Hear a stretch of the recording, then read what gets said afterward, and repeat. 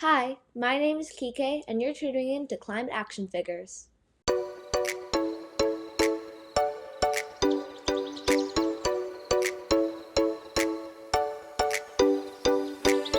Well, hello and welcome to another fascinating edition of Climate Action Figures. My name is John Whiddon, and this week on the show, you get to meet Kiké.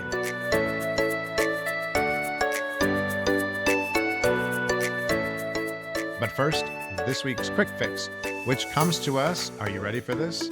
From Finnegan, the 4-year-old Shorkie from Red Deer. Finnegan, who apparently speaks English, says, ask your person to use compostable dog poop bags to pick up you-know-what. When you're out enjoying parks and nature, please clean up other people's garbage if you don't want a curious dog like me to eat it. Well, that was very interesting. Thank you very much, Finnegan and Finnegan's owner, for sending that in. Welcome, Kiké. What do you think about that quick fix? I really like that. I heard that in Toronto, they can actually use dog's poop for energy. Is that right? How do they do that? Biofuel. Very interesting. Now, Kiké, one of our audience members and friends, Claire, who is with For Our Kids, look that one up, by the way. It's such a great organization. Claire sent us a news article from Saskatchewan entitled, No One is Listening. Children Hold Climate Rally Outside Legislature. So, Kiké, you were named as the organizer. What inspired you to assemble a bunch of kids outside the legislature? Because my climate anxiety had been fairly bad, and that Friday there was a PD day, and since quite a few kids would be off of school, I decided to organize a strike or a rally at the legislature. That's our legislature building. I'm really proud of it. And Kiké, have you organized a protest before this? So I have protested before, but I haven't organized a protest. That was my first. How many people actually showed up for the protest? About 15. Wow. And while you were there protesting, what kind of feedback did you get from people who just happened to wander by? So lots of people honked their horns when we walked by, which was really nice. And quite a few people said, "Good job. Climate change is like an important problem," and they're glad that I'm doing this. Oh, that's wonderful to hear. In Saskatchewan, sometimes we wonder if the government is listening about climate change, but it's people like you who maybe have their ears perk up a little bit. Now, Kiké, organizing a protest like this cannot be super easy. What was the trickiest part of making it happen? Probably to get it spread around since I don't have social media.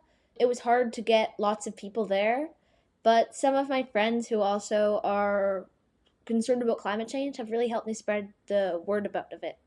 What did you find was the most effective way of spreading that news? I think that places where people converge about climate change on the internet, because lots of people will be aware and ready to attend something like that there. Now, media quoted you as having said, we can stop this, but only if we work together. And I hope now that we can change the world, and this time for the better.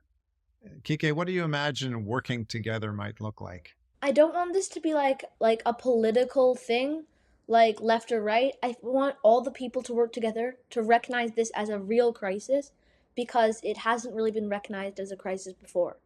I have to pause here and ask how old you are, Kiké. I'm 11 years old 11 years old, and you're talking about not making this a political issue and not having left or right. That's amazing. Why is that important?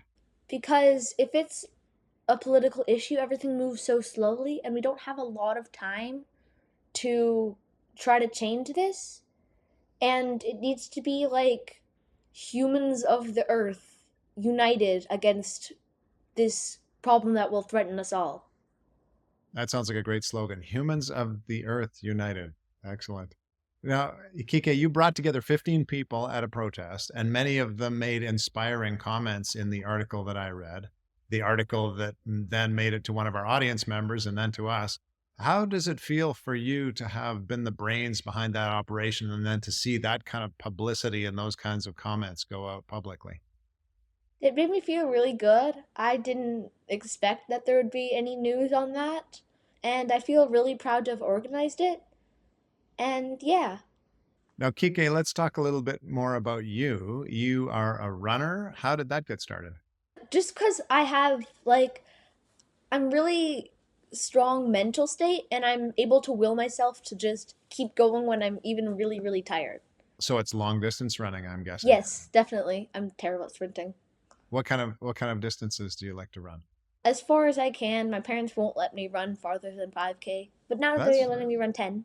that's pretty impressive for a young person of your age. So congratulations on that.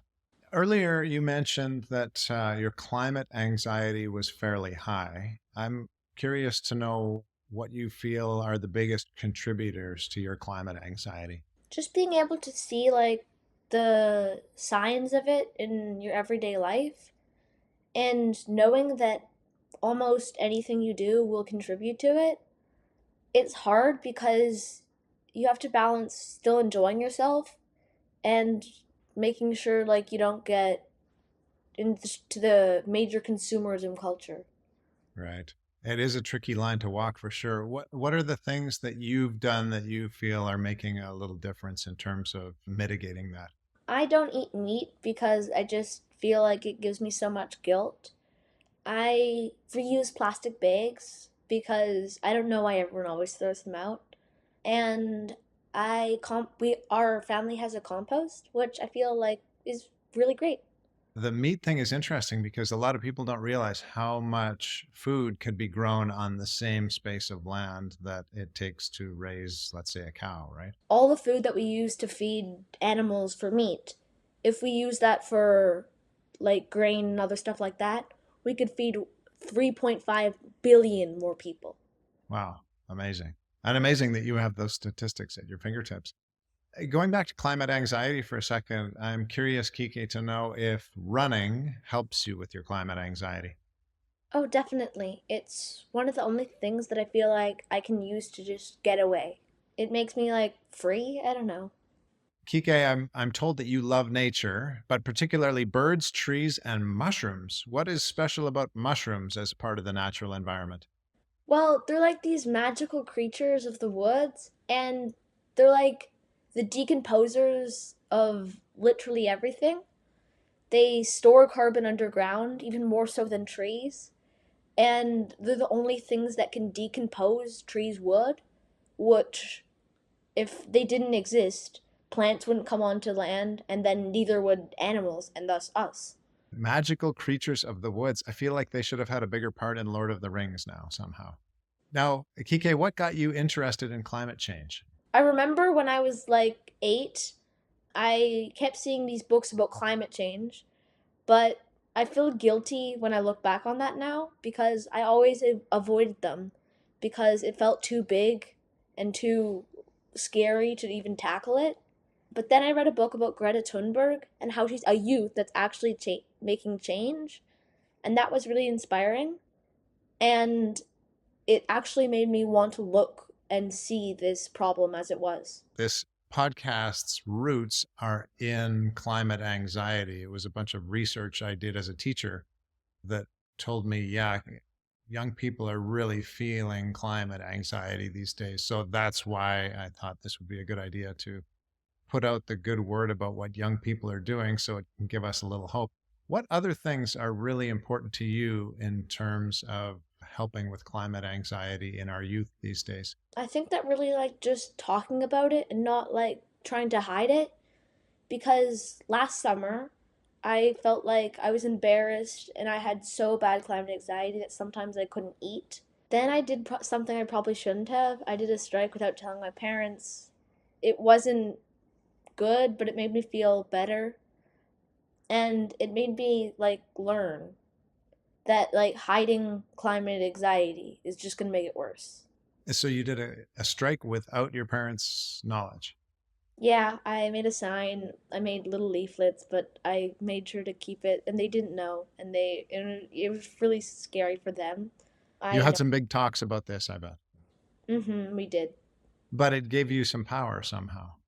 Yeah, it felt like it gave me power, and it was something against climate anxiety because nothing else would work. So tell us a little bit about the chat you had with your parents after that. What did you take away from that? That It's probably not the right thing to just like go out by yourself, Just but because of your age?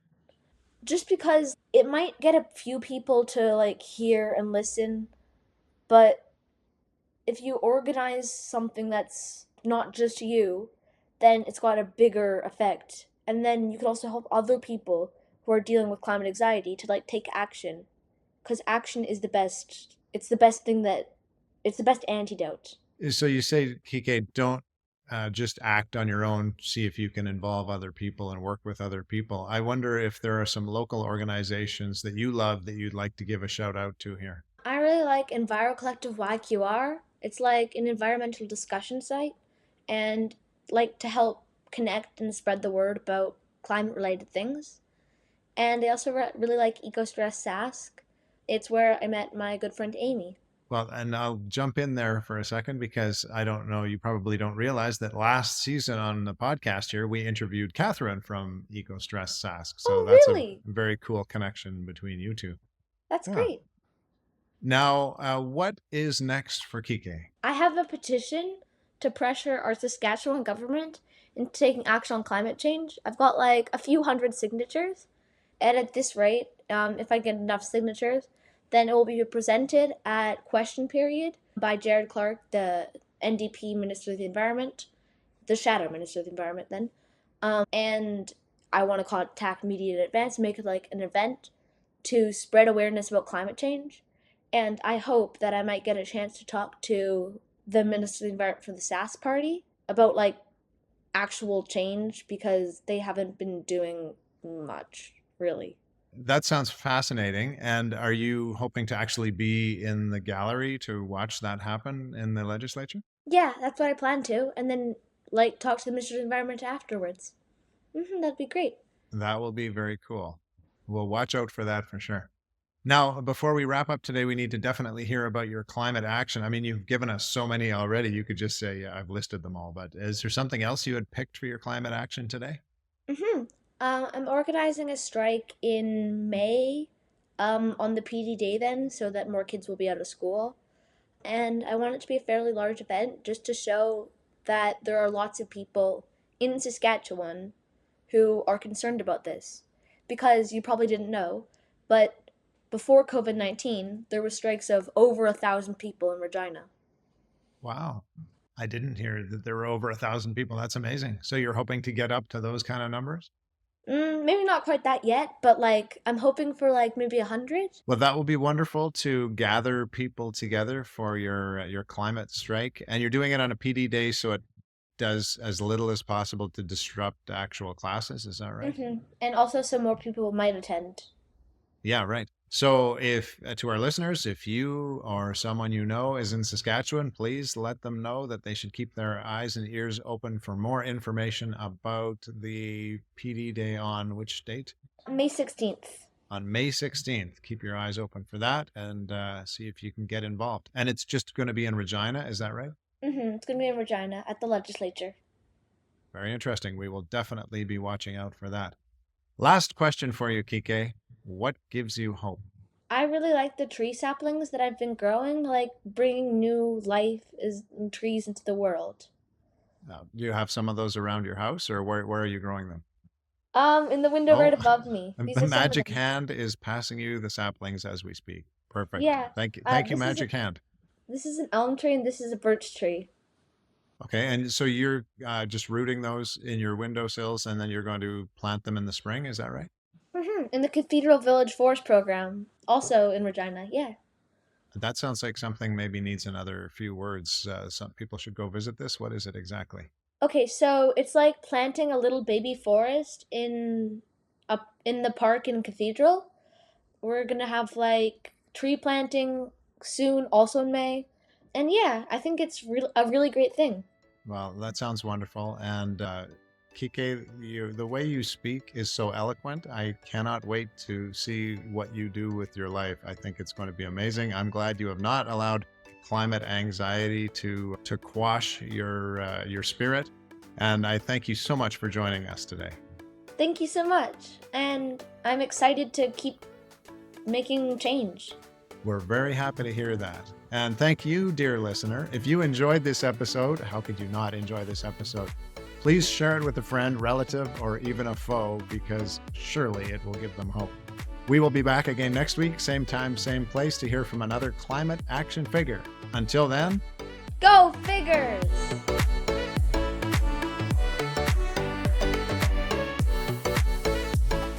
This has been Climate Action Figures. Our show is produced and hosted by John Whidden. Our creative consultant is Kayla McIntosh. Our theme song is Hawaii Vacation by Tovari. You can find us on Instagram, Facebook, and YouTube at Climate Action Figures. That's all one word. And if you have any other questions or comments that arose from this or any episode, feel free to reach out to us at climateactionfigures@gmail.com. And thank you for listening. We'll be back next week with another Climate Action Figure.